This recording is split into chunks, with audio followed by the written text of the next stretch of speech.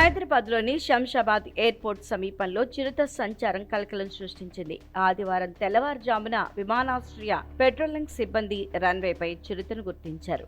Airport పరిసరాల్లో చిరుతపులి సంచరిస్తోందని తెలుసుకున్న విమానాశ్రయ సిబ్బంది అటవీశాఖ అధికారులకు సమాచారం అందించారు. అక్కడికి చేరుకున్న అటవీ విభాగం సిబ్బంది ఇంకా జూ అధికారులు చిరుత కోసం పరిసర ప్రాంతాల్లో వెతుకుతున్నారు. ఆదివారం వేకువజామున 3:30 ప్రాంతంలో శంషాబాద్ మున్సిపాలిటీ పరిధిలోని గొల్లపల్లి వద్ద ఎయిర్పోర్ట్ ప్రహరీ నుంచి అది దూకినట్లు గుర్తించారు. చిరుతతో పాటు 2 పిల్లలు కూడా ఉన్నట్లు సమాచారం.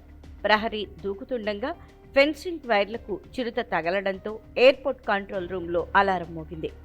దీంతో అక్కడి భద్రతా అధికారులు అప్రమత్తమయ్యారు. సీసీ కెమెరాలను పరిశీలించగా చిరుత సంచరిస్తున్నట్లు తేలింది. అనంతరం అటవీశాఖ అధికారులకు సమాచారం అందించారు.